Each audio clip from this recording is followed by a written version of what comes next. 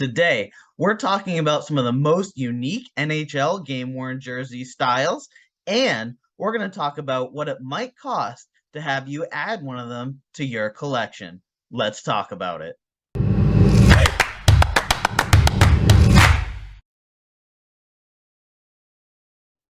All right, we're going to kick things off with the jersey that is definitely fit for the LA market, especially in its style. This one's called the Burger King, and this style of jersey was worn during the 1995-96 season. It wasn't worn for a ton of games, but this one is absolutely legendary in the hobby. And these are some incredible examples shared by some friends in the hobby. The one on the left was worn by Ray Ferraro, and you can see that it's got the alternate captain's A, and the other one was worn by defenseman John Slaney. And some elements that you might notice as you look at the jerseys, I mean, first of all, is the gigantic face of the king wearing the crown on the top left chest. You've also got that pewter color gradient that was used in the swoop, almost like a sash here.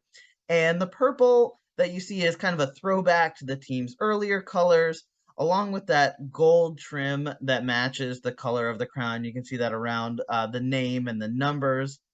And also, if you look on the shoulders, you see that Chevy style Kings logo on the shoulders that they used in the 90s.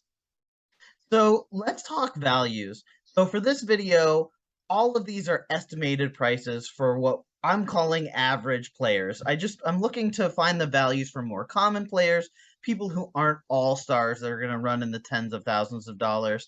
And so putting together the values was a combination of collectors' opinions and past auction sales and results.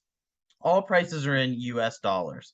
So, what are the values like for a Burger King? And truth be told, it's a little bit tough to say.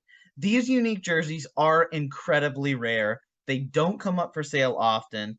In 2010, one sold at auction for a hair over 2,500, and then in 2015, one sold for just above 1,250.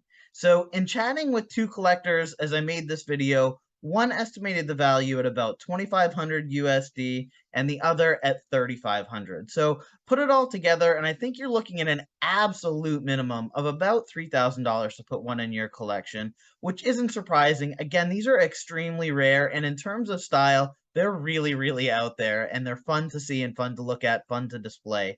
And that's, I think, why these are so valuable these days. Okay, let's shift to the NHL's winningest franchise, the Montreal Canadiens. Specifically, let's talk about their 1912-1913 tribute jersey, also known as the Barber Pole. And if you're wondering, the CAC in the middle of the maple leaf stands for Club Athlétique Canadien. And this throwback jersey was worn as part of the Habs' 100th anniversary celebration in the late 2000s. And in terms of feedback, I found these tough to watch on TV, mostly because they're so busy.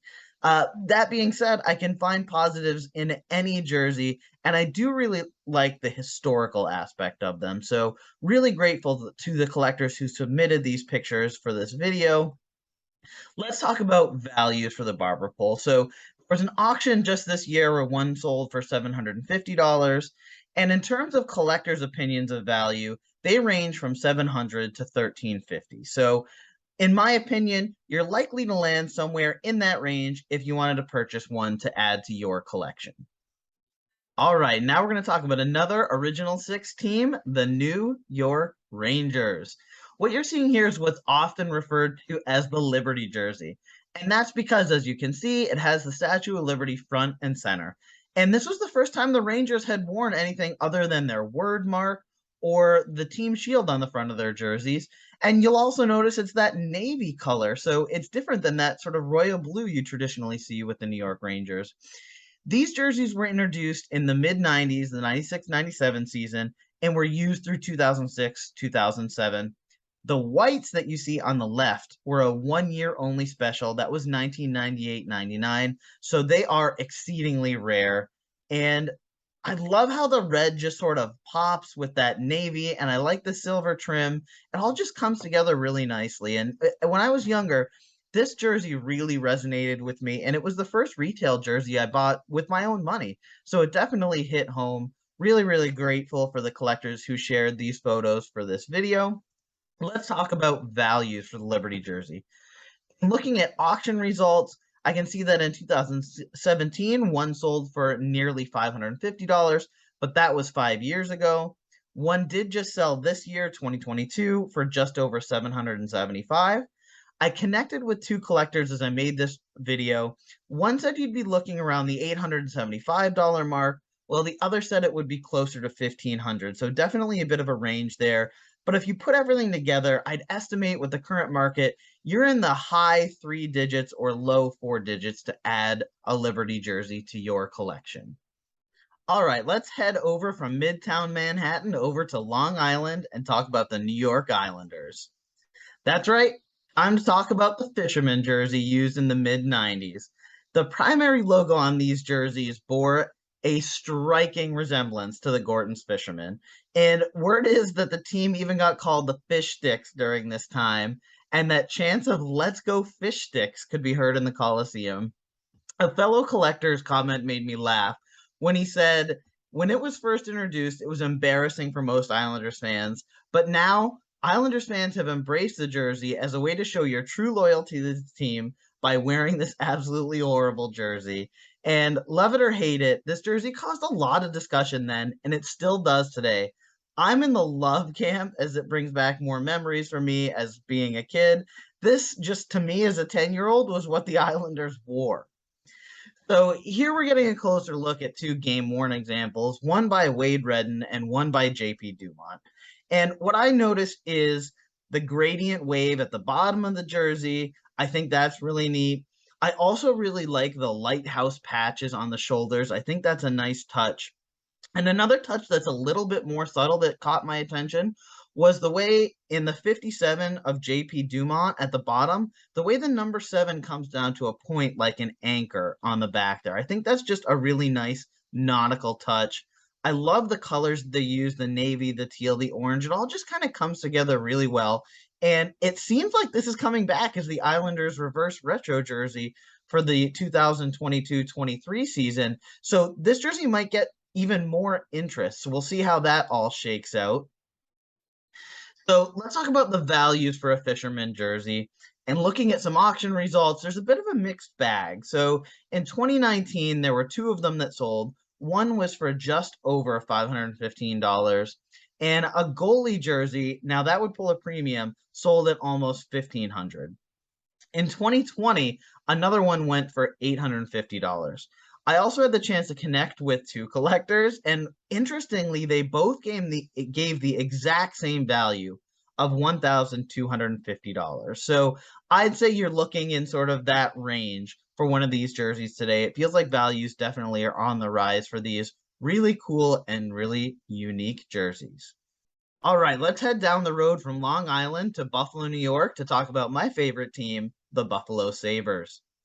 Say hello to what was often called the Turd Burger. And when this jersey was revealed, there was a lot of discussion and even more criticism. In fact, Ted Black was the team's president at the time. He hopped on WGR 550 radio to talk about the Sabres for his weekly segment. And he said, look, it's a third jersey. If it's a turd burger, I'll have to put it on a bun and eat it, and that's the way it is. So quite a reaction from a team president. But I mean, wow. So these jerseys were worn for two seasons, 2013-14 and 2014-15. And as you're looking at them, some things you might notice, they're completely yellow on the front and completely navy on the back. So also, don't forget the gray trim on both the arms and the shoulders. You can see it kind of peeking in there. And these two jerseys are both really unique in that they have the alternate captain's A, not on the chest where it normally is, but on the shoulder. Strange, kind of cool in my opinion, but strange. Apparently this was in violation of the league's uniform rules, so this did not continue beyond that. One other thing I noticed is the font. I actually kind of dig it. It's a neat little font. All right, let's talk about the average estimated value of a Turd Burger jersey. We've got a My Gray listing that's just about $600. There's one on eBay for about $800. And as I chatted with three collectors, I got a range of values. One said it'd be about $400. another said 550, and another said 800. So I suspect this is a really good sort of look at that range. You're probably in the $600 to $800 range for an average player's Turd Burger jersey if you wanted to add one to your collection. All right, there you have it. There's five of the most unique NHL game-worn jersey styles and their values. I want to know which one is your favorite. Let me know in the comments below. And that'll do it for today.